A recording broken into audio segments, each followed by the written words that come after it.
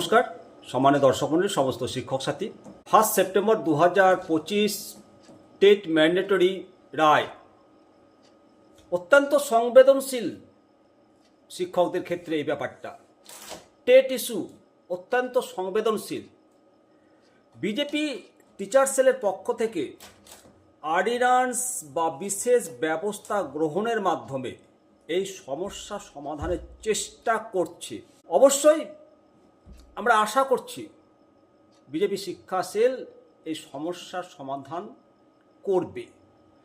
এর পক্ষে বিপক্ষে যুক্তি, পাল্টা যুক্তি রয়েছে। মাননীয় শিক্ষামন্ত্রী ধর্মেন্দ্র প্রধানজি উনি কলকাতায় এসেছিলেন, শিক্ষক মিট করেছেন এবং আশ্বাস দিয়েছেন। এই নিয়ে পক্ষে বিপক্ষে যুক্তিতে তোলপাড়। পক্ষে মতামত যেমন রয়েছে, বিপক্ষে মতামত রয়েছে। তো চলুন পুরো ব্যাপারটা পর্যালোচনা করব।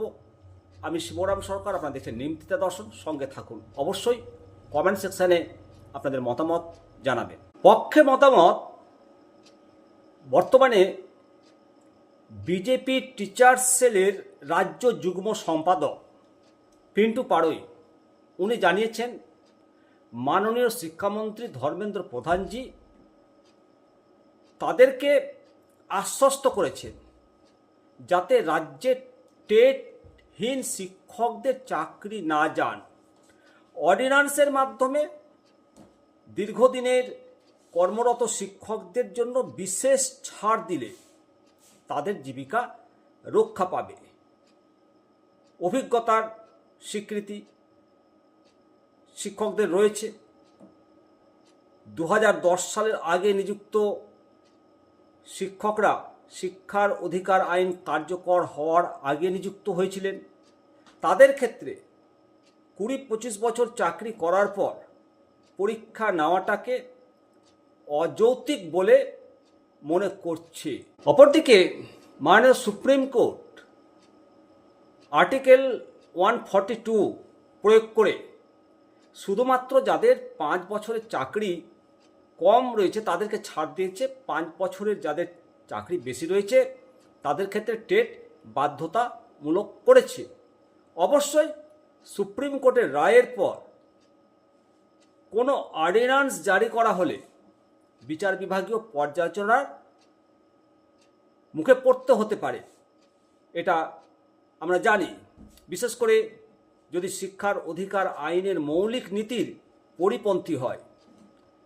কেন্দ্রীয় মন্ত্রীর অবস্থান সাম্প্রতিক কলকাতায় এসে মাননীয় ধর্মেন্দ্র প্রধানজি উনি জানিয়েছেন যে বিষয়টি সুপ্রিম কোর্টের রায় এবং কেন্দ্র সব রাজ্যের সঙ্গে আলোচনা করেছে। তবে লোকসভায় শিক্ষা প্রতিমন্ত্রী স্পষ্ট করেছেন যে চাকরি ধরে রাখতে হলে টেট বাধ্যতামূলক, টেট যোগ্যতা অর্জন করতে হবে। এটা আমরা সবাই জানি। এনসিটির যে নির্দেশিকা,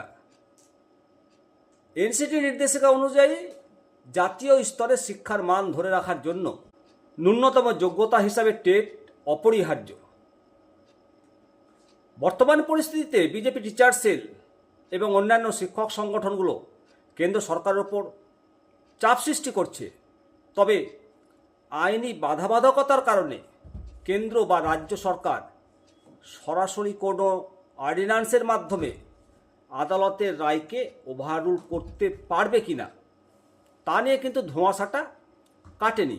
সুপ্রিম কোর্টের নিয়ম অনুসারে 30 দিনের মধ্যে রিভিউ পিটিশন করতে হয়। তামিলনাড়ু, উত্তরপ্রদেশ, পশ্চিমবঙ্গ সহ বিভিন্ন রাজ্য ইতিমধ্যে রিভিউ পিটিশন করেছে। বিজেপি টিচার সেল ও কেন্দ্রীয় আইনি সহায়তা কেন্দ্র প্রধানমন্ত্রী নরেন্দ্র মোদীজির নির্দেশে পশ্চিমবঙ্গ বিজেপি ইউনিট একটা পৃথক লিগাল সেল তৈরি করেছে। কেন্দ্রীয় স্তরে দরবার করছে যাতে টেট সংক্রান্ত এই আইনি জট খোলা যায়।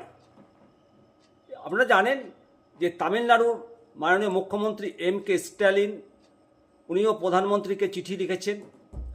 RTE অ্যাক্ট এবং NCT অ্যাক্ট সংশোধন করার অনুরোধ জানিয়েছেন। যেহেতু সুপ্রিম কোর্ট সংবিধানের 142 ধারা ব্যবহার করে এই নির্দেশ দিয়েছে।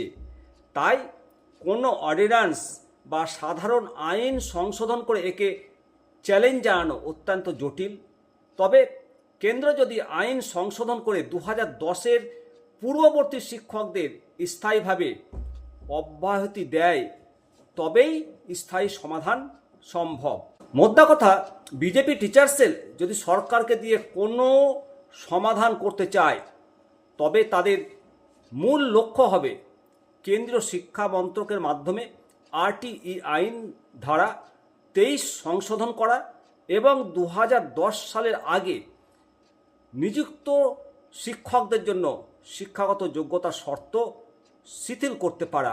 তবে সুপ্রিম কোর্টের রায়ের পর পশ্চিমবঙ্গ সরকার তার শিক্ষা দপ্তর টেট সংক্রান্ত শিক্ষকদের পরিস্থিতি সামাল দিতে বেশ কিছু সুনির্দিষ্ট পদক্ষেপ এবং সমীক্ষার পরিকল্পনা করেছে।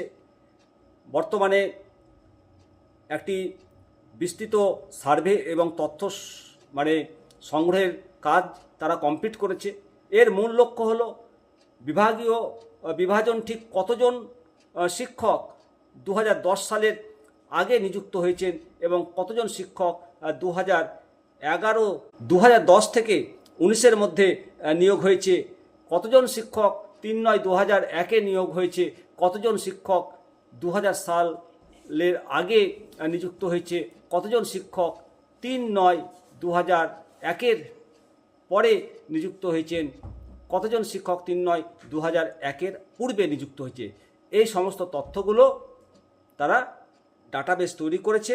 তবে মোটের ওপর একথা বলতেই হয়, বিজেপি টিচার সেল যদি 3/9/2001-এর আগে নিযুক্ত শিক্ষকদের, 3/9/2001-এর পরে নিযুক্ত শিক্ষকদের এবং 2011 সালের আগে নিযুক্ত শিক্ষকদের জন্য, তবে বিজেপি টিচার সেল এবং সরকারের এই লড়াইয়ের মূল লক্ষ্য হল সুপ্রিম কোর্টে রেট্রোস্পেক্টিভ ইফেক্ট যাতে লাগু না হয়, অতীতের নিয়োগের ওপর প্রয়োগ হওয়া থেকে আটকানো, সেই ব্যবস্থা গ্রহণ করতে বিজেপি টিচার সেল যদি সঠিক লড়াই করে এবং সমস্ত রাজ্য সরকার যদি এই লড়াই করে, সমস্ত শিক্ষক সংগঠন এই লড়াইটা যদি ঠিকমতো লড়ে, তাহলে অবশ্যই TET mandatory for in service teacher এটা ডিলিট হবে।